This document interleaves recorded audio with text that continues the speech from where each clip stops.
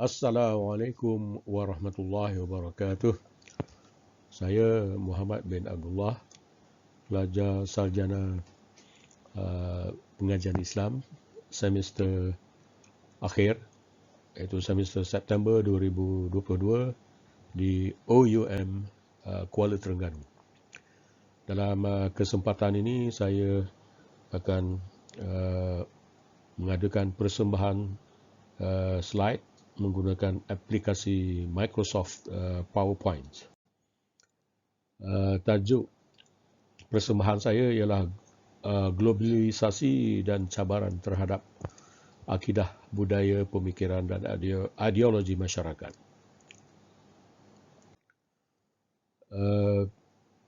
Dalam kita sibuk menjalani kehidupan kita seharian pada hari ini, istilah globalisasi tidak asing lagi kepada kita, terutama sekali bila berkaitan dengan aktiviti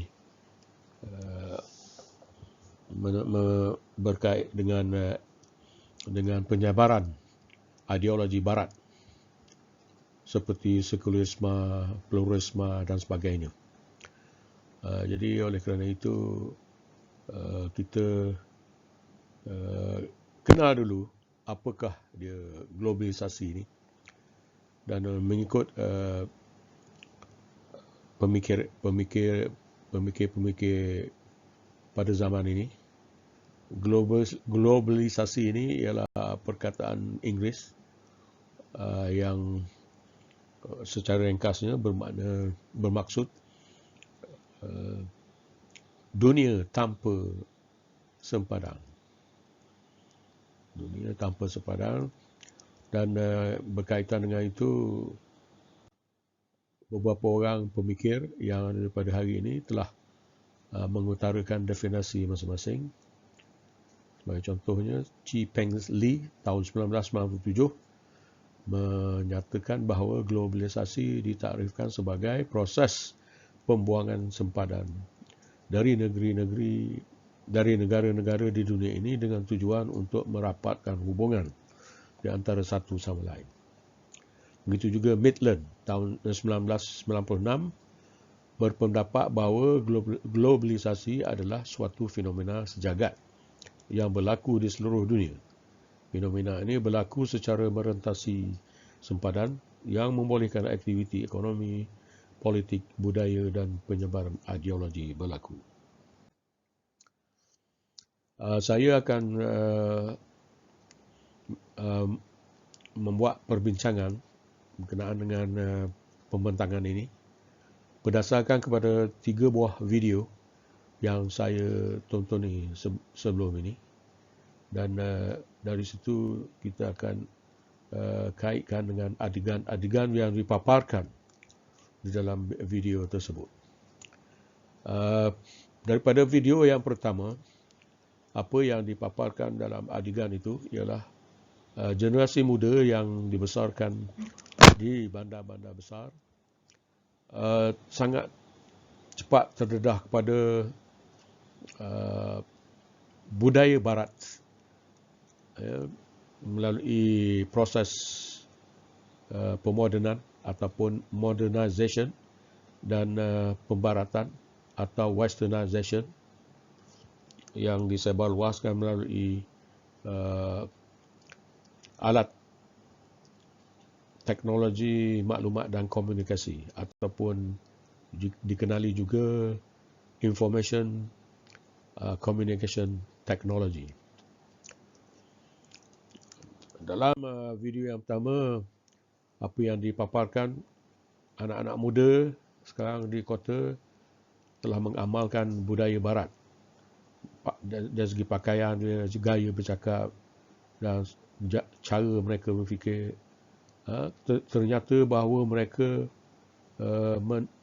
mengguna pakai budaya barat, berpakaian seperti penyanyi pop di barat yang mereka tonton melalui alat-alat media massa sekarang ini, seperti penyanyi kumpulan rap.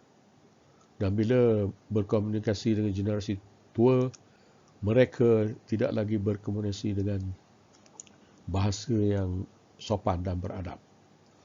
Dan daripada adegan itu juga menunjukkan bahawa generasi muda ini kebanyakannya menghabiskan masa lapang mereka, terutama sekali pada waktu malam, untuk bergaul, bersukaria, berseronok dan bergaul di antara jantina yang berlainan tanpa sempadan.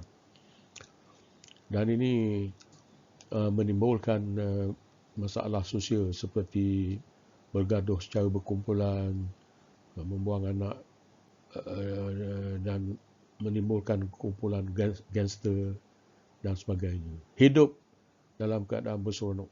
Dan hidup cara ini disebut sebagai hidup menurut ideologi hedonisme.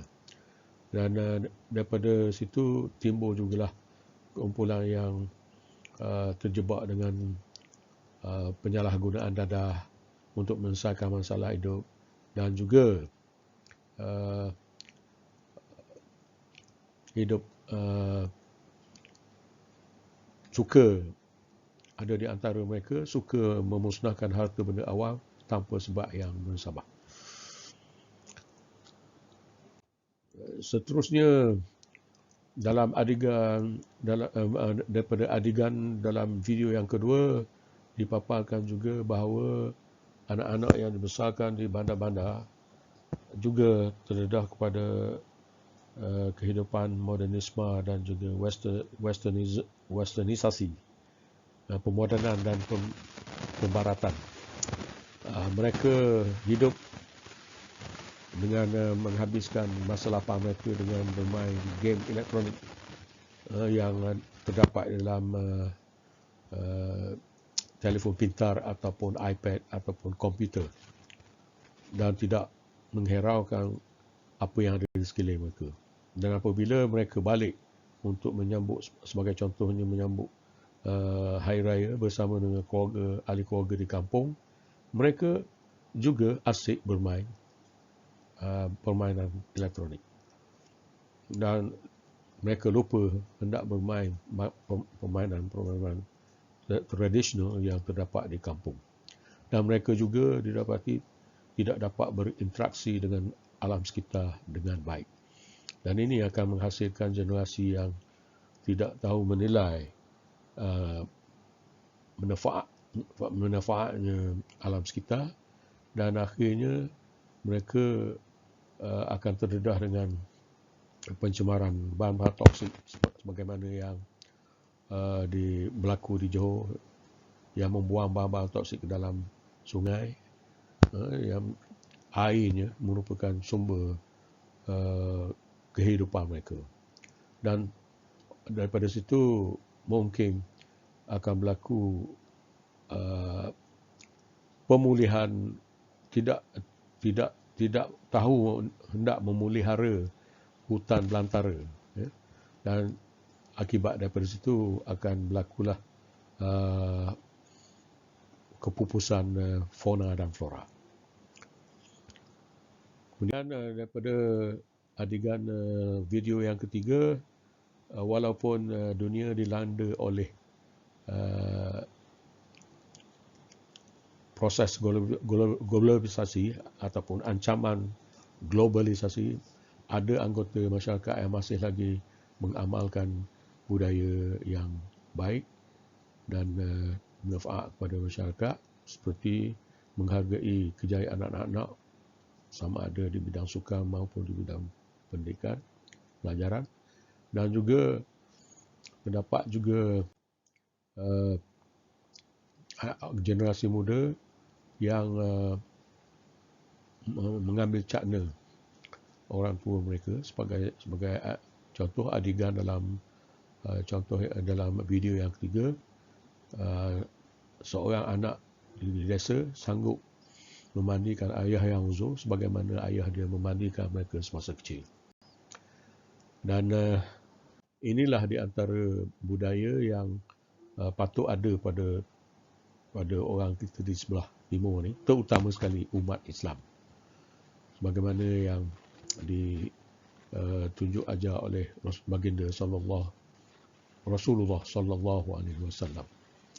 Dan seterusnya Barat terus menyebarkan ideologi-ideologi yang boleh menggugat akidah umat Islam seperti sekularisme, iaitu memisahkan agama dengan hal-hal pemerintahan, liberalisme, iaitu manusia tidak terikat dengan nilai-nilai agama, pluralisme agama, iaitu ideologi yang berkaitan dengan semua agama benar dan betul, feminisme, kesamarataan antara jantina, terutama sekali dalam pembahagian harta pusaka,